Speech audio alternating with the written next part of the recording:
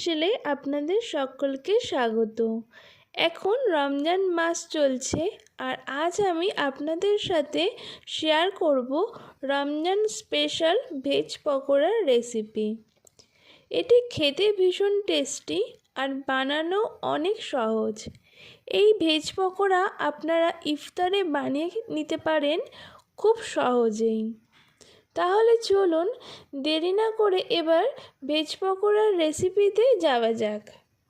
Veg pakora বানানোর জন্য এখানে আমি নিয়েছি একটা বাঁধাকপি, ক্যাপসিকাম, পেঁয়াজ আর আলু আর একটা গাজর আর কিছুটা পরিমাণে ধনেপাতা আর দুটো কাঁচা লঙ্কা।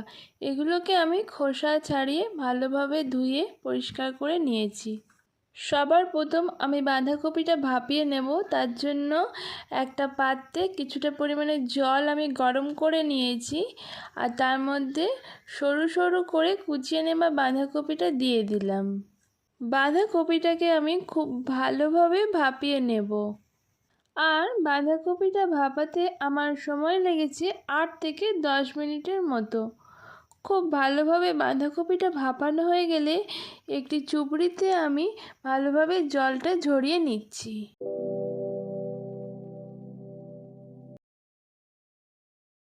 ততক্ষণ বাঁধাকপিটা ঠান্ডা হোক আর এরপর আমি আলুটাকে গ্রেট করে নিচ্ছি।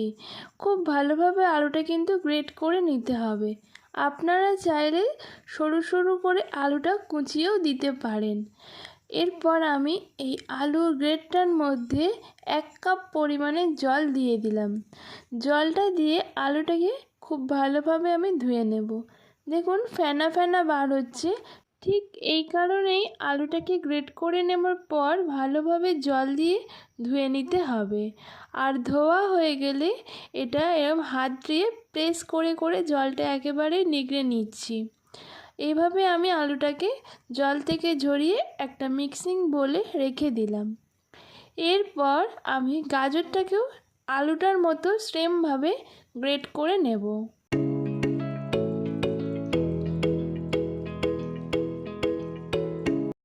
গাজরটা আমার গোটা গ্রেট করা হয়ে গেছে। এরপর আমি এর মধ্যে দিয়ে দিচ্ছি ক্যাপসিকাম কুচি। দেখুন ক্যাপসিকামটাকে আমি সরু সরু পাতলা পাতলা করে কিন্তু কুচিয়ে নিয়েছি। আর দিচ্ছি একটা বড় সাইজের পেঁয়াজ, সেটাকেও সরু সরু করে আমি কুচিয়ে নিয়েছি। এরপর যে বাঁধাকপিটা আমি আগে থেকে ভাপিয়ে নিলাম সেই বাঁধাকপিটা দিয়ে দিচ্ছি। আর এর মধ্যে আমি অ্যাড করছি দুটো কাঁচা লঙ্কা কুচি। আর আমি দিচ্ছি এর মধ্যে কিছুটা পরিমাণে ধনেপাতা কুচি। এরপর আমি এখানে 1 চা চামচ পরিমাণে লবণ দিলাম। আর দিচ্ছি 1/2 চা চামচ পরিমাণে হলুদের গুঁড়ো আর 1/2 চা চামচ পরিমাণে লাল লঙ্কার গুঁড়ো। ঝালটা আপনারা আপনাদের পরিমাণ মতো দেবেন।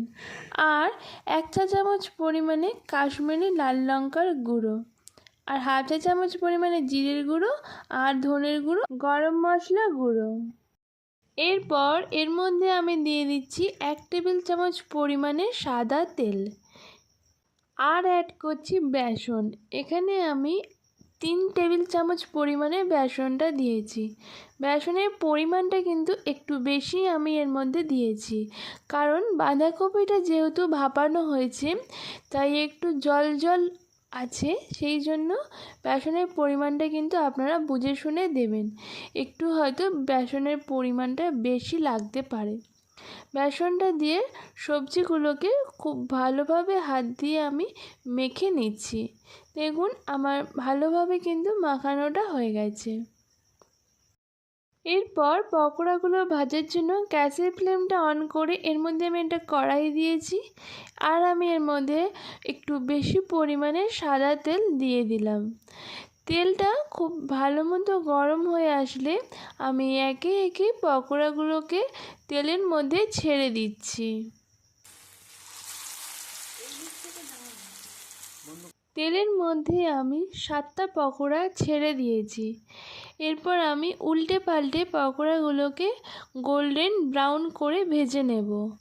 এই সময় আপনাদের বলে রাখি, গ্যাসের ফ্লেমটা কিন্তু অবশ্যই মিডিয়ামে রাখবেন, একদমই হাইতে রাখবেন না। তাহলে কি হবে, ওপর আর নিচটা কিন্তু পকোড়ার একদম লাল হয়ে যাবে আর ভেতরটা কাঁচা থেকে যাবে, খেতেও ভালো লাগবে না। ঠিক এই প্রসেসে আমি পকোড়াগুলোকে ভেজে নিয়েছি। এরপর আমি পকোড়াগুলোকে কড়া থেকে তুলে একটি সার্ভিং প্লেটে রেখে দিচ্ছি। ঠিক সেম প্রসেসে আমি বাকি পকোড়াগুলোকেও ভেজে নেব। তার জন্য আমি একটা একটা করে পকোড়া তেলের মধ্যে ছেড়ে দিচ্ছি।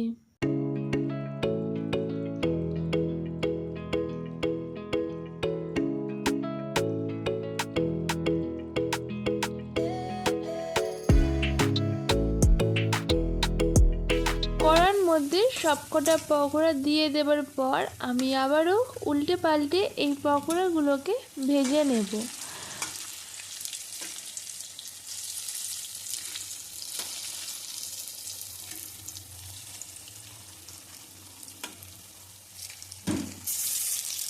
দেখুন, আমার সবকটা পকোড়া একদম গোল্ডেন ব্রাউন করে ভাজা কমপ্লিট হয়ে গেছে।